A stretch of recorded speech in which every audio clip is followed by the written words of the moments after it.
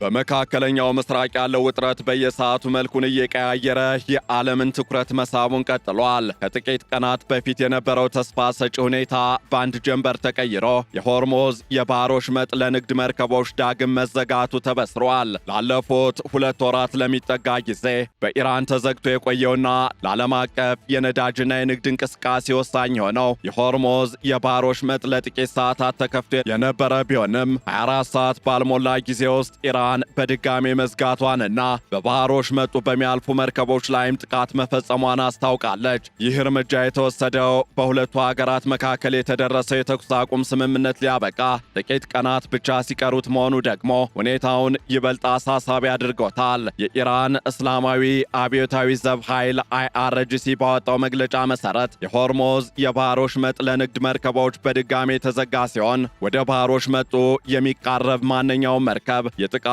ኢላማ እንደሚሆንም አስጠንቅቋል። ለአጭር ጊዜ ተከፍቶ የነበረው ስትራቴጂካዊው የሆርሙዝ ባህር ወሽመጥ በድጋሜ መዘጋቱና በንግድ መርከቦች ላይ የተፈጸሙ ጥቃቶች ቀጠናው ዳግም ወደ ለየለት ጦርነት ሊያመራ ይችላል የሚል ከፍተኛ ስጋትን ደቅኗል። እናም በዕለቱ የዓለም አቀፍ ትንታኔ ዝግጅታችን ኢራን የሆርሙዝ ባህር ወሽመጥን ድጋሜ መዝጋቷን እንዲሁም ይህ አይነቱ እርምጃ ሊያስከትል የሚችለውን ቀውስ፣ የሁለቱን ሀገራት መሪዎች የተቃረነ ንግግርና የተኩስ አቁም ስምምነቱ ሊያበቃ 2 ቀናት ብቻ ሲቀሩት እየሆነ ያለውን ወቅታዊ ሁኔታና አንድምታ ልንመለከት ወደድን። ዓለም አቀፍ የትንታኔ ዘገባ ዝግጅቱ ጋር ታሪኩ ጋሹ ነኝ።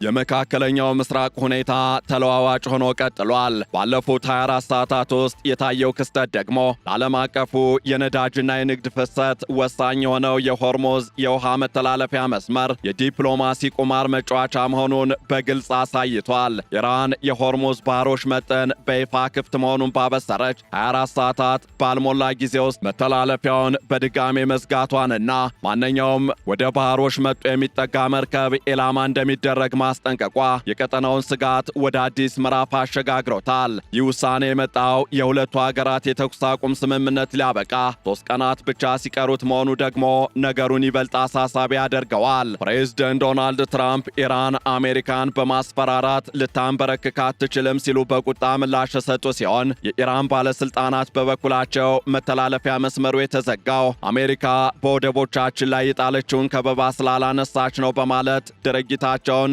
እየተከላከሉ ይገኛሉ። ይህ የጥቅም ግጭትና በቃላት የሚሰነዘሩ ዛቻዎች በድርድር ጠረጴዛው ላይ ያለውን ተስፋ እያደበዘዙትም ይመስላል። የሆርሙዝ የባህር ወሽመጥ በድጋሚ መዘጋቱ ዜና የተሰማው ትናንት ቅዳሜ ዕለት ከኢራን እስላማዊ አብዮታዊ ዘብ ወይም IRGC በወጣው መግለጫ ነው። IRGC ምንም አይነት መርከብ ከፋርስ ባህረ ሰላጤ ወይም ከኦማን ባህር ላይ ካለበት መልህቅ መነቃነቅ የለበትም ሲል ጥብቅ ትዕዛዝ አስተላልፏል።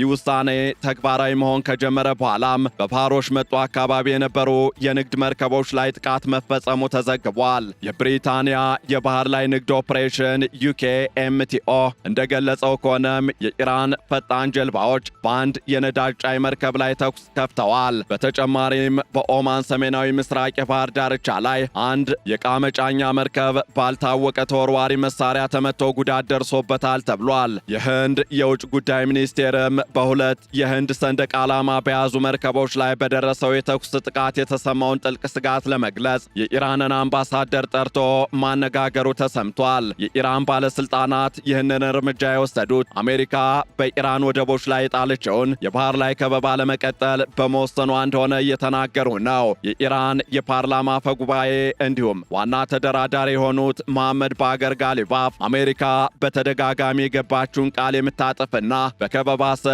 የባህር ላይ ወንበዴነትን የምትፈጽም ሀገር ናት ሲሉ ወንጅለዋል። ይህ የሆርሙዝ ባህር ወሽመጥ መዘጋት በዓለም ገበያ ላይ ፈጣንና ከፍተኛ ተጽዕኖ ማሳደሩ አልቀረም። የዓለም 20 በመቶ የነዳጅና የተፈጥሮ ጋዝ ፍሰት የሚያልፍበት ይህ መስመር በመዘጋቱ ምክንያት የነዳጅ ዋጋ በአንድ ወቅት $100 በላይ ተሰቅሎ ነበር። አርብ ዕለት መተላለፊያው ክፍት መሆኑ ሲነገር የነዳጅ ዋጋ በ11 በመቶ ቢቀንስም ቅዳሜ ዕለት በድጋሜ መዘጋቱ ሲታወጅ ገበያው በድጋሜ መናጋቱ አይቀሬ ነው። የኢራን ባለስልጣናትም አሜሪካ ለኢራን መርከቦች ሙሉ የመንቀሳቀስ ነጻነት እስካልሰጠች ድረስ ቁጥጥሩ እንደሚቀጥል በጽኑ ተናግረዋል። የኢራን የብሔራዊ ደህንነት ምክር ቤት በሰጠው መግለጫ ደግሞ አሜሪካ በተኩስ አቁም ስምምነቱ ላይ ጥሰት ፈጽማለች፣ ስለዚህም እኛ የባህር ወሽመጡን መከፈት እናግዳለን ብሏል። ይህ ሁኔታ በሁለቱ ሀገራት መካከል ለሳምንታት ሲደረግ የነበረውን ድርድር አጣብቂኝ ውስጥ ከቶታል። በዲፕሎማሲው ረገድም በፕሬዝደንት ዶናልድ ትራምፕ እና በኢራኑ ተደራዳሪ ጋሊባፍ መካከል የሚሰነዘሩት መግለጫዎች እጅግ የተራራቁ ናቸው። ፕሬዝደንት ዶናልድ ትራምፕ ንግግሮቻችን በጣም በጥሩ ሁኔታ እየሄዱ ነው፣ ሁሉም ነገር ውጤታማ ነው ሲሉ ቢደመጡም ጋሊባፍ ግን በአንዳንድ ጉዳዮች ላይ ስምምነት ቢደረስም አሁንም ለመጨረሻ ስምምነት እጅግ ሩቅ ነን ብለዋል። ፕሬዝደንት ዶናልድ ትራምፕ ኢራን ቁልፍ በሆኑ ጉዳዮች ላይ እጅ እየሰጠች እንደሆነና ስምምነቱ በጣም እንደተቃረበ በተደጋጋሚ ቢናገሩም የኢራን ባለስልጣናት ግን ይህንን የፕሮፓጋንዳ ጨዋታ ሲሉ እያጣጣሉት ነው። በተለይም ኢራን የዩራኒየም ክምችቷን ወደ አሜሪካ ለመላክ ተስማምታለች የሚለውን የትራምፕ ንግግር የኢራን ወገኖች ፈጽሞ ሊታሰብ የማይችል ሲሉ ውድቅ አድርገውታል። ይህ የሁለቱ ወገኖች የተለያየ ትረካ ድርድሩ ምን ያህል ውስብስብ እንደሆነና በጥርጣሬ የተሞላ መሆኑን እያመላከተ ይገኛል። በአሁኑ ወቅትም በድርድሩ ላይ ዋና ዋና እንቅፋት የሆኑ 3 ነጥቦች እንዳሉ ይነገራል። የመጀመሪያው የኢራን የዩራኒየም ክምችት ዕጣ ፈንታ ነው። አሜሪካ ኢራን ያላትን የ60 በመቶ የበለጸገ ዩራኒየም ለሶስተኛ ወገን እንድታስረክብ ትፈልጋለች። ኢራን ግን ይህንን ለማድረግ $20 ቢሊዮን በላይ የታገደ ገንዘቧ እንዲለቀቅላትና ማዕቀቦችም እንዲነሱላት እየጠየቀች ነው። ሁለተኛው ነጥብ ደግሞ የዩራኒየም ማበልጸግ መርሃ ግብሩ የሚቆይበት ጊዜ ተደርጎም እየተነሳ ይገኛል።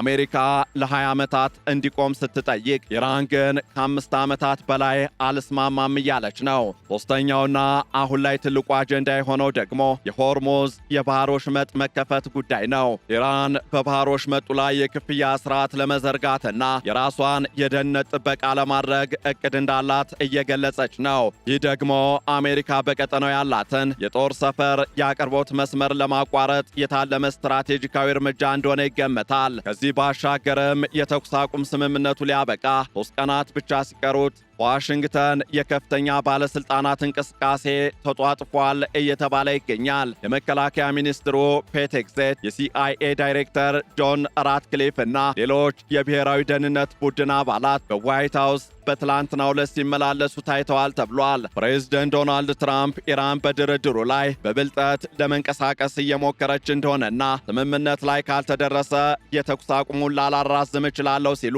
እያስጠነቀቁ እንደሆነም እየተገለጸ ነው። ዶናልድ ትራምፕ ምናልባትም ስምምነቱ ካልተራዘመ በድጋሜ ቦምብ መጣል መጀመር ይኖርብናል ሲሉ የኃይል እርምጃ ሊወሰድ እንደሚችልም ፍንጭ ሰጠዋል። ይህ የትራምፕ ዛቻ በኢራን በኩልም ተመሳሳይ ምላሽ አስተናግዷል። የኢራኑ ጀነራል መሐመድ ናቅዲ ጦርነቱ በድጋሚ የሚጀመር ከሆነ በአውሮፓውያኑ ሜይ 2026 የተመረቱ አዳዲስ ሚሳይሎችን እንጠቀማለን ሲሉ ዝተዋል። ጀነራሉ አክለውም ኢራን ያለምን የነዳጅ ምርት የማቆም አቅም እንዳላት፣ ነገር ግን እስካሁን በትዕግስት መቆየቷንም አክለው ገልጸዋል። በሌላ በኩል ደግሞ የኢራን ከፍተኛ የብሔራዊ ደህንነት ምክር ቤት አሜሪካ በፓኪስታን የጦር አዛዥ አሲም ሙኒር በኩል ያቀረበችውን አዲስ የሰላም ሐሳብ እየገመገመ መሆኑን አስታውቋል። ፓኪስታን በሁለቱ ሀገራት መካከል እንደ ድልድይ ሆና በማገልገል ላይ የምትገኝ ሲሆን ኢራን አሁንም ቢሆን የሆርሙዝ ባህር ወሽመጥን የመቆጣጠር ፍላጎቷን ግን አልቀነሰችም። ምክር ቤቱ ባወጣው መግለጫ ኢራን በባህር ወሽመጡ ላይ ያላትን ቁጥጥር የምታላላው ዘላቂ ሰላም ሲረጋገጥ ብቻ ነው ብሏል። ይህ አቋም አሜሪካ በቀጠናው ካላት ወታደራዊ ፍላጎት ጋር በቀጥታ የሚጋጭ ሆኗል። በተጨማሪም የኢራን መንፈሳዊ መሪ ተተኪ ተብለው የሚታሰቡት ሞጅተባ ኻሜኔ ጀግናው ባህር ኃይላችን ጠላትን አዲስ ሽንፈት ለማቅመስ ተዘጋጅቷል የሚል ጠንከር ያለ መግለጫ መስጠታቸው የኢራን ወታደራዊ ዝግጁነት ከፍ ማለቱን ያሳያል። እናም ቀጣዩ እርምጃ ምን ሊሆን ይችላል የሚለው ዓለምን እያሳሰበ ይገኛል። አሜሪካ በኢራን ላይ የጣለችውን የባህር ላይ ከበባ የምትቀጥል ከሆነ ኢራን ደግሞ የሆርሙዝ ባህር ወሽመጥን ዝግ አድርጋ በንግድ መርከቦች ላይ ጥቃት መፈጸሟን የምትቀጥል ከሆነ የቀጠናው ጦርነት ወደማይቀለበስበት ደረጃ ሊሸጋገር ይችላል። የሁለቱ ሀገራት መሪዎች በቃላት ጦርነት ውስጥ ቢሆኑም ከትዕይንቱ በስተጀርባ ግን ዲፕሎማሲያዊ ጥረቶች አሁንም አልቆሙም። የፓኪስታኑ ጀነራል ሙኒር በቴህራን ያደረጉት የ3 ቀናት ጉብኝት ኢራንን ወደ ድርድር ጠረጴዛው ለመመለስ የተደረገ ትልቅ ሙከራ ነው። ሆኖም ኢራን አሁን ላይ ስትራቴጂካዊ ድል ተቀዳጅተናል በሚል እምነት ላይ በመሆኗ በድርድሩ ላይ በቀላሉ የምትበገር አይመስልም። ጋሊባፍ እንደተናገሩት ጠላት አሁንም ገንዘብና መሳሪያ ቢኖረውም በስትራቴጂ ደረጃ ግን በእኛ ፊት ተሸንፏል የሚለው እምነት በኢራን ባለስልጣናት ዘንድ ገኗል። የወደፊት ተስፋውንም ስንመለከት በሚቀጥሉት ቀሪ 2 ቀናት ውስጥ የሚወሰዱ እርምጃዎች የዓለምን ሰላም የሚወስኑ ይሆናሉ። አሜሪካ ማዕቀቦችን በማላላትና የታገዱ ገንዘቦችን በመልቀቅ ኢራንን ለማለሳለስ ልትሞክር ትችላለች። በሌላ በኩል ደግሞ ኢራን የሆርሙዝ ባህር ወሽመጥን እንደ ትልቅ የመደራደሪያ ካርድ በመጠቀም ከፍተኛ ጥቅሞችን ለማግኘት መጣሩ አይቀሬ ይመስላል። ይሁን እንጂ በሁለቱ ሀገራት መካከል ያለው ጥልቅ የጥቅም ግጭት እንዲሁም እርስ በርስ አለመተማመን ለስምምነቱ ትልቅ እንቅፋት ሊሆን እንደሚችልም እየተገመተ ይገኛል። ዶናልድ ትራምፕ ስምምነቱ በጣም ቀርቧል ሲሉ፣ ኢራን ደግሞ ገና ብዙ ይቀረናል ማለቷ የሁለቱን ወገኖች የስነ ልቦና ጦርነት ቁልጭ አድርጎ ያሳያል። የዓለም ማህበረሰብ ደግሞ የነዳጅ ዋጋ መናርንና የንግድ መስመሮች መዘጋትን በስጋት እየተከታተለ ይገኛል። እናም ሲጠቃለል የሆርሙዝ የባህር ወሽመጥ በድጋሜ መዘጋትና በንግድ መርከቦች ላይ የተፈጸሙ ጥቃቶች የአሜሪካና የኢራን ግንኙነት ምን ያህል አደገኛ ደረጃ ላይ መድረሱን የሚጠቁሙ ጉዳዮች ተደርገው ይወሰዳሉ። የኢራን ባለስልጣናት ቁጥጥሩ ጥብቅ ሆኖ ይቀጥላል የሚለው አቋማቸውና የአሜሪካ ከበባው አይነሳም የሚለው ግትርነት ለቀጠናው ሰላም ጠንቅ ሆነው ቀጥለዋል። የተኩስ አቁም ስምምነቱ ሊያበቃ ጥቂት ቀናት ሲቀሩት ዓለም በዲፕሎማሲያዊ ጥረቶችና በወታደራዊ ዛቻዎች መካከል ቆማለች። የሆርሙዝ የባህር ወሽመጥ መዘጋት ለኢራን ስትራቴጂካዊ የበላይነትን ቢሰጥም ለአሜሪካ ግን ከባድ ፈተና ሆኖባታል። በሚቀጥሉት ቀናት የሚደረጉት ድርድሮች ወይ አዲስ የሰላም ስምምነትን ይወልዳሉ ወይም ደግሞ ቀጠናውን ወደ ሰፊና አስከፊ ጦርነት ውስጥ ይከቱታል። በሁለቱም ወገኖች በኩል የሚታየው እኔ በልጣለሁ ባይነት እንዲሁም የኃይል አማራጭን የመጠቀም ፍላጎት የዲፕሎማሲውን በር እያጠበበው መጥቷል። የዓለም ሕዝብም የዚህ ፍጥጫ ውጤት በምጣኔ ሀብቱና በደህንነቱ ላይ የሚያሳድረውን ተጽዕኖ ለመቀበል በተጠንቀቅ እየተጠባበቀ ይመስላል። ይህንን ዓለም አቀፍ ትንታኔ ስናዘጋጅ ቢቢሲ፣ ሲኤንኤን፣ ሮይተርስ እንዲሁም ኤፒ ኒውስን በዋቢነት ተጠቅመናል።